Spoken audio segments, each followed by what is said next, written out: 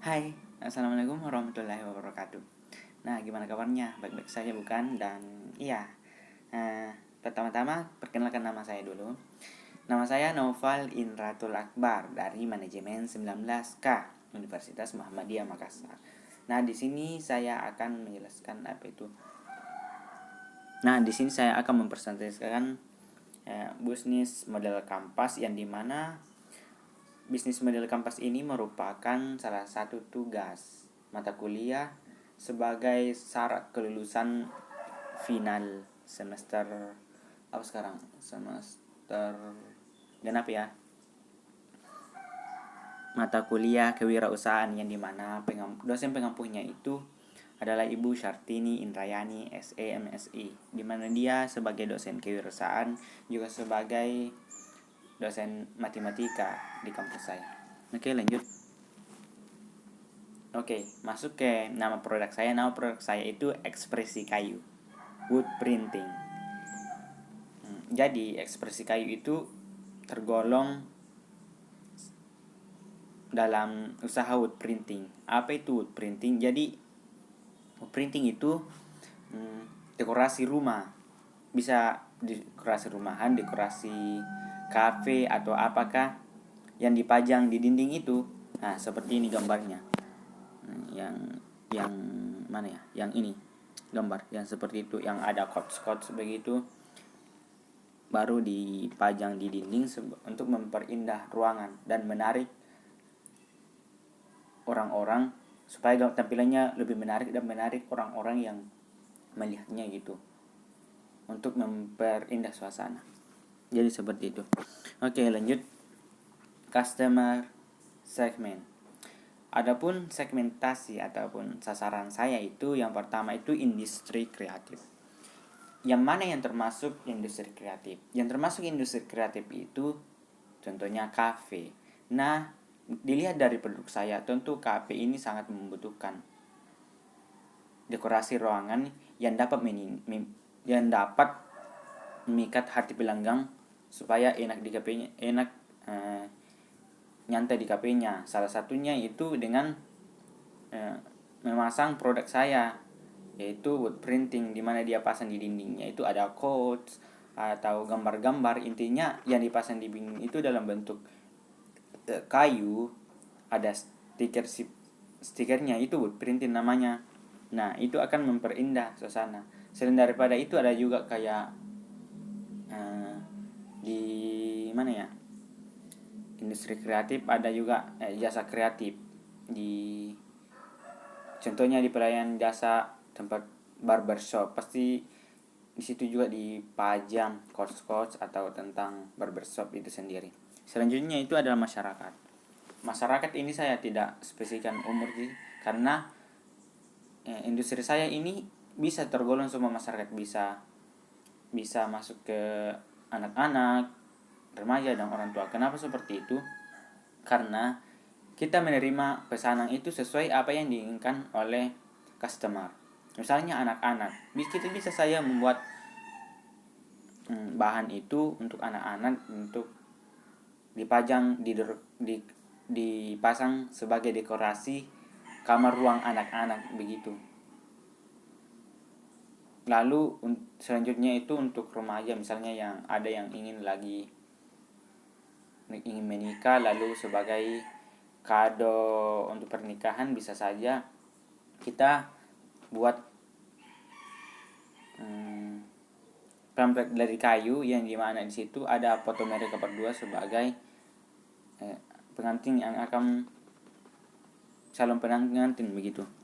Lalu selanjutnya itu properti. Kita target properti di mana dia juga bisa memasarkan produk kami, di mana di dalamnya produk kami itu dipasarkan kembali oleh mereka. Dan di properti ini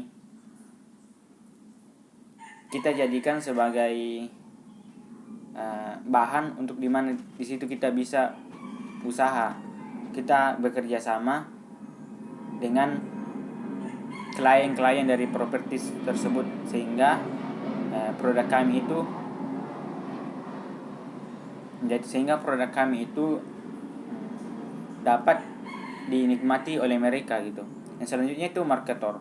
Jadi kita juga sasarannya kepada marketor, di mana dia bisa menjual kembali produk kami. Lanjut ada value proposition. Yang pertama nilai seni. Nilai seni yang sama masuk di sini adalah, ini merupakan karya saya ini merupakan suatu karya seni yang termasuk dalam seni kerajinan tangan atau seni, bisa termasuk dalam seni kriya, karena dalam pembuatannya, produksinya itu memang lebih 50% atau 50% ke atas itu dikerjakan melalui tangan. Begitu. Yang kedua itu nilai estetika, nilai keindahan, dimana kita memang menitik beratkan pada nilai keindahan untuk mengaitkan minat pelanggan. Selanjutnya nilai emosional, yang dimana di produk kami ini bisa saja sebagai ajang untuk menuangkan momen gitu. Di situ ada contohnya tadi yang saya katakan, bisa juga kita memainkan wedding, misalnya ada yang lagi wedding, lalu kita memainkan foto mereka itu dalam satu wadah kayu printing, lalu mereka bisa mengenang itu sampai di hari tua, seperti itu. Selanjutnya karakter dan ciri khas. Kita punya karakter dan ciri khasnya itu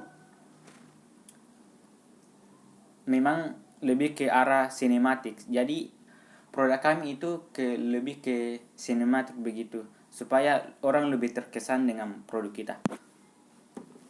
Lalu channel itu yang pertama ada offline store. Offline store-nya itu ada di Bantaeng, di Parangloe, tepatnya di Parangloe. Di situ kita usaha rumahan, pembeli bisa langsung memesan di situ. Yang kedua, pembeli juga bisa memesan secara online, ada di Instagram, Facebook, YouTube, Shopee. Untuk beli di Instagram ada Ekspresi Kayu, di Facebook Ekspresi Kayu, dan di YouTube sendiri ada YouTube saya, dan saya kaitkan, saya biasa mempromosikan produk saya di situ, namanya Novel Inratul Akbar. Kemudian di Shopee ada Ekspresi Geo, dan di Tokopedia juga dengan nama yang sama. Kemudian customer relation, untuk menarik lagi minat pelanggan supaya tertarik dengan bahan saya, itu saya adakan pertama itu diskon. Diskon ini sebenarnya per apa ya? Diskon ini sebenarnya per produk. Jadi kita biasa diskonnya itu 10%. Tak jauh dari modal utama dalam satu produk. Yang kedua itu harga khusus. Harga khusus itu ketika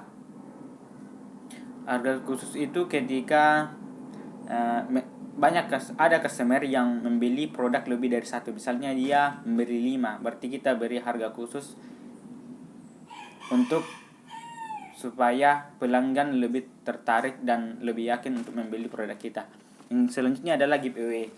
Giveaway ini kita adakan pada hari-hari tertentu, sama dengan diskon juga pada hari-hari tertentu. Misalnya hari berdirinya produk kami, ulang tahunnya hari ulang tahunnya usaha kami. Yang kedua itu pada hari-hari tertentu, misalnya hari Natal, hari Lebaran, hari Valentine, dan hari-hari yang memang ada momennya gitu. Selanjutnya itu key resource. Yang pertama karyawan, lalu ada editornya sendiri sebagai hal utama dalam produk kami, lalu alat dan aplikasi, dan wood printing. Selanjutnya itu key activities. Key activitiesnya gitu, kita pertama itu kita pemasarkan dulu, belum masuk produksi. Kenapa? Karena kita pasarkan dulu. Ketika ada yang sudah memesan produk kita, baru kita masuk dalam langkah produksi.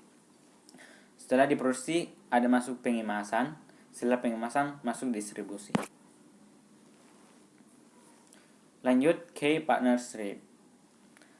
Di key partnership ini kita bekerja sama dengan pertama jasa kreatif.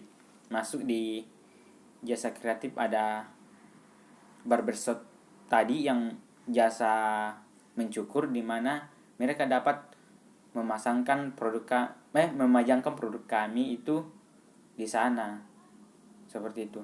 Lalu ada KP sebagai industri kreatif, lalu ada endorse. Jadi di endorse sendiri ini kita bekerja sama dengan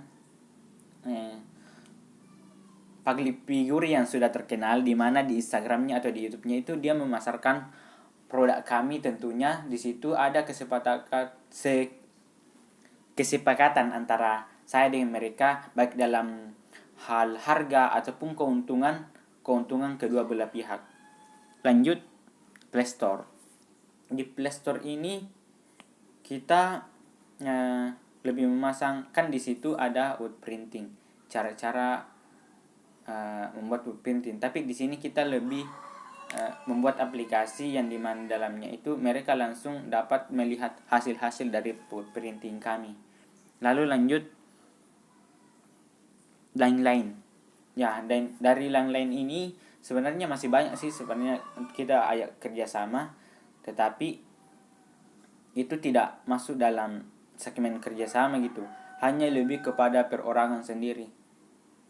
Seperti kita kenal seorang teman di mana dia dapat memasarkan produk kami, tapi dia tidak mempunyai segmen seperti endorse ataupun KP begitu.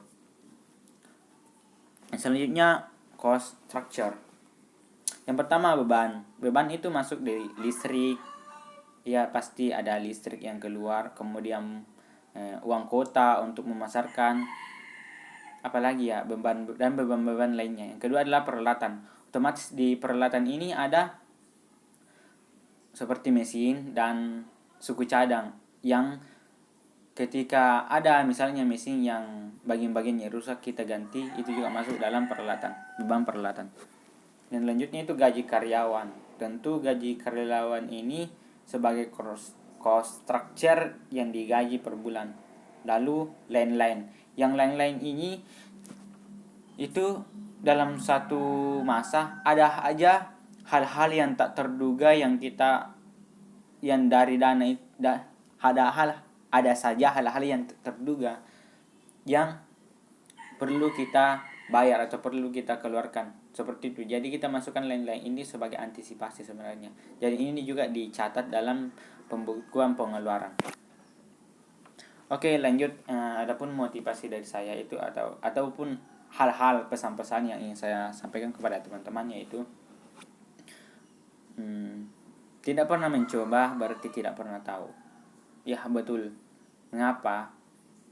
Karena ketika kita mencoba, baik gagalnya, memang sih tidak ada jaminan untuk berhasil. Tapi ketika kita misalnya tidak berhasil, otomatis di situ ketika kita pernah mencoba, kita tahu bagaimana caranya berhasil. Kita tahu bahwa hal yang saya lakukan ini seperti ini salah. Hal yang kita tahu bahwa seperti ini caranya sebenarnya untuk berhasil, karena sebelumnya kita pernah mencobanya gitu.